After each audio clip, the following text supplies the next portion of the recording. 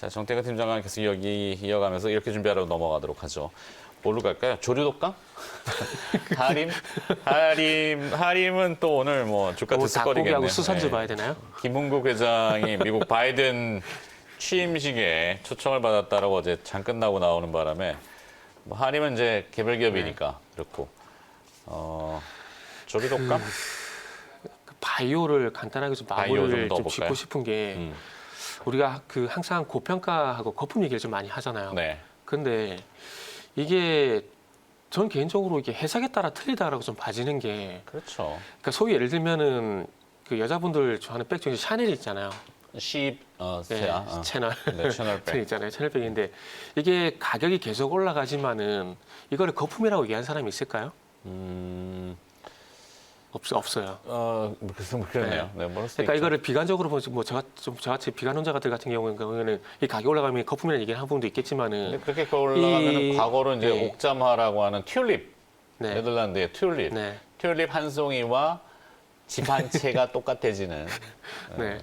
그래서 채널백 같은 경우에 가격이 계속 올라가지만은 그만한 가치가 있다고 생각하니까 거품이라고 생각은 안 하거든요. 네. 근데 좀 전에 튤립 같은 경우에도 가치 저장의 네. 용도로 지금 튤립 같은 경우도 가격이 계속 올라갈 때 초기에는 이거를 가치라 생각했지만 아까 좀 전에 말씀 집값과 똑같아질 때 좀 위험하다는 생각이 이제 들기 시작할 때 거품이라고 좀 생각을 하거든요. 이게 집단 최면 같은 거 아니에요? 네네. 어느 순간 그 사람들이 그냥 다 같이 그것을 네. 바라보니까 사실 지금 아파트나 부동산의 일종의 뭐 거품이 그렇죠. 됐건 과열이 네. 됐건 단순하게 생각하면은 아주 심플하지만 좀 거칠은 표현이지만 그 콘크리트 박스 아니에요. 콘크리트 네. 박스를 수십억씩 주고 지금 사잖아요. 그러니까요.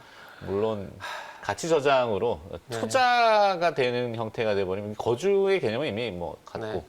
주식도 지금 뭐 보면은 설명이 굉장히 어려운 단계로 진입을 해 있고 내년도에 뭐 성장이 어마어마할 거다라고 뭐 이게 주가가 올라가니까 그거를 설명하기 위해서 이제 분석 기관들은 달긴 하는데 네. 글쎄요 그게 정상이 될지 모르겠네. 그러게요. 그래서 말씀드리고 싶은 게 그래서 제가 샤넬 뭐 채널백도 얘기를 하고 그다음에 그 튤립 얘기도 나왔는데 바이오가 그런 좀 딜레마에 빠져 있지 않나? 라는 생각을 하고 있어요. 물론 그러니까 소위 말하는 뭐 그 저도 추천을 드렸지만 엔터텍 같은 회사들은 제가 봤을 땐 거품이라고 좀 보는 게 맞다라고 생각이 들어요. 아무것도 증명이 된 건 없는 상황이거든요. 근데 그 반면에 뭐 좀 전에 삼성 바이오로스를 말씀드렸지만은 삼성 바이오로스 같은 게 물론 PER이 지금 100배고 PBR이 지금 10배 정도 되고 PR이 지금 네. 141배고 PBR이 지금 10배 정도 되고 있는 상황이거든요. 물론 이렇게 그러니까 그 제도권 계신 분들 같은 경우에 퍼가 140배고 이렇게 하면 이게 고평가는 얘기를 분명히 할 거예요. 할 건데 근데 중요한 건 이게 그걸 이제 쉽게 설명을 네. 또 드리면은 단순한 거지만 PER이라고 하는 주가 수익 비율은 네. 몇 배 배수로 나가잖아 레이쇼니까. 근데 그게 이제 예를 들어서 140배다 그러면 그 기업이 140년간 네. 고정적인 수익을 계속 낼 수 있다라는 가정.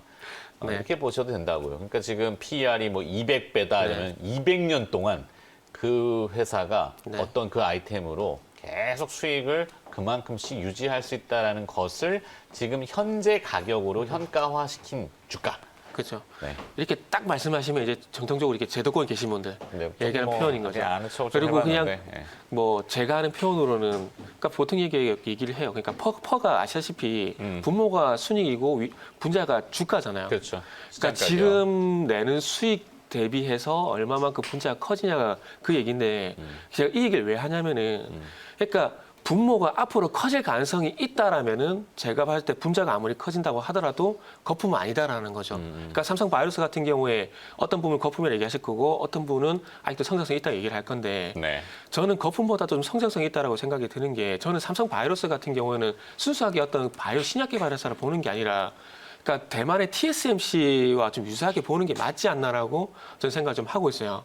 그 주가라는 거 오르고 내리고 계속해서 반복을 할 건데 적어도 지금 구간 같은 경우에는 적어도 분모, 그러니까 순이익이 앞으로 커질 가능성이 높기 때문에 너무 거품이라기보다는 그래도 성장성이 좀 뒷받침이 되는 종목이라고 좀 보는 게 맞지 않을까 생각이 듭니다. 그래서 바이오 섹터 내에서 그래서 결론적으로 말씀드리고 싶은 부분은 바이오 섹터 내에서 이 퍼란 개념을 봤을 때 저는 퍼보다는 PSR을 좀 더 중점적으로 보는데 이건 뭐 차차 하더라도 퍼를 보실 때 그 분모, 좀 전에 말씀드렸듯이 분자인 주가만 보시지 마시고 분모에 있는 순이익, 그러니까 얼마만큼 돈을 버냐, 이게 앞으로 커질 가능성이 있느냐 없느냐 그 관점에서 조금 접근하시게 된다라면은 이 바이오 종목들 내에서도 아 이게 거품이구나, 이게 거품이 아니구나라는 좀 기준을 잡으시는 게 좀 더 좋지 않을까라는 말씀 드리고 싶네요. 그럼 단순히 봤을 네네. 때 이거잖아요.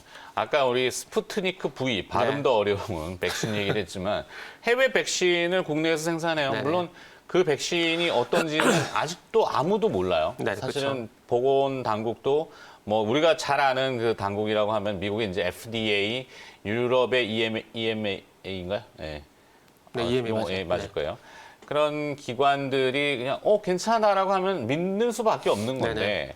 뭐 국내에도 물론 이 식약처라는 거 있지만 근데 이제 해외 것들을 들어와서 막 하는데 우리 거, 우리의 백신이나 뭐 치료제, 뭐 임상 데이터를 사실 많이 못 구해서 못 한다라고도 하지만 네. 없잖아요, 우리 거.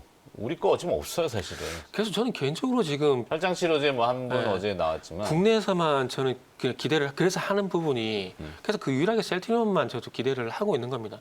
그러니까 데이터 공개 안 하는데. 임상 데이터를 공개 안 해요. 그러니까 네. 뭐 이 논란을 해갖고 제가 이제 디스를 하고자 하는 건 아니고, 큰일 났다. 이거 잘못 얘기하면 또 항의 전화 많이 오시겠는데, 셀트리온, 네, 주가 네. 좋습니다. 네, 지금 좋은 거니까. 근데 제가 저번에도 모더나 같은 경우도 뉴잉글랜드 저널 오브 메디신지를 가져와서 보여드렸듯이 이 백신에 대한 리포트가 공개가 거의 잘 안 돼요.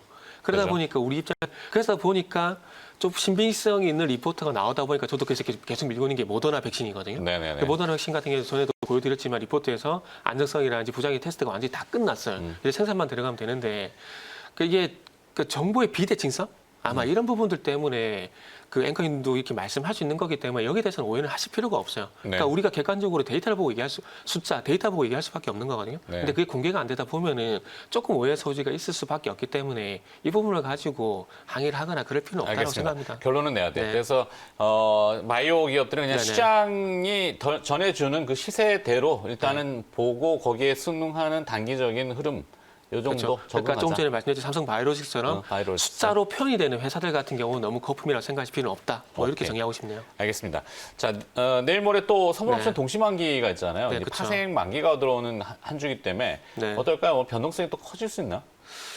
이미 변동성이 좀 많이 커져 있는 상황이기 때문에 예전에 도이치 사태처럼 극적인 어떤 종가 쪽의 변동성이 아니라면은 좀 없지 않을까라고 좀 생각을 하고 있습니다. 네. 그래서 저는 그 선물수 동시 만기를 앞두고 어떤 변동성도 중요하겠지만은 그것보다는 이게 선물수 동시 만기를 기점으로 해서 어떤 극적인 변화가 생길까?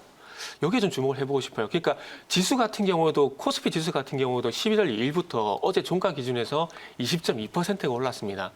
지금 거의 한 달 거의 그러니까 그 거래일 기준으로 봤을 때 한 25일 정도 만에 지금 20%가 오른 상황이거든요. 근데 그러니까 지금 그러니까 상승을 하면 안 된다라는 게 아니라 상승 기류가 너무나 가파르기 때문에 이런 식으로 계속 상승하는 게 맞나라는 관점에서 계속해서 좀 말씀을 드리고 싶거든요.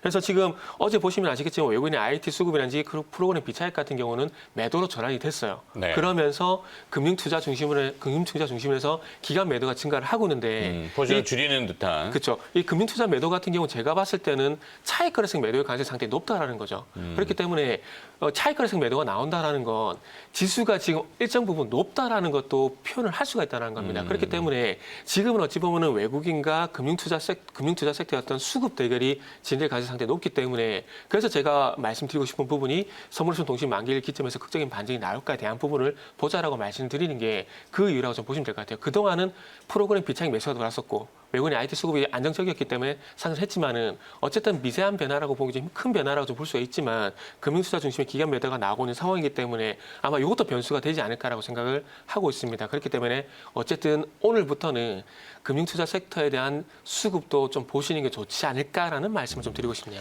네, 결론은 또 지수 쪽 대형주들은 이번 주에 쿼드러플 위칭 데이죠. 네. 선물 옵션 동시 만기, 개별 주식 선물도 만기, 네. 변동성이 커질 수 있는 이벤트가 목요일입니다. 맞죠? 네네. 12월 10일, 내일 모레이기 때문에 메이저들, 그러니까 외국인 투자자와 기관 투자자들은 포지션을 막 조절을 할 겁니다. 그 와중에 변동성이라는 것이 나타날 수 있고 그냥 개별주 쪽으로만 조금 잠깐 돌아가 있는 게 낫겠다. 네네. 이 정도? 그렇게 해서 뭐 보고 있는 종목들의 부분은 잠시 후에. 잠시 후에. 네. 어떤 작은 기업들. 자, 그럼 잠깐 어떤 기업들의 관심이 또 리스트 상위로 올라오고 있는지 기업들 정리하고요. 그다음에 특징주와 리포트 정리해드리겠습니다. 신민영 아나운서입니다.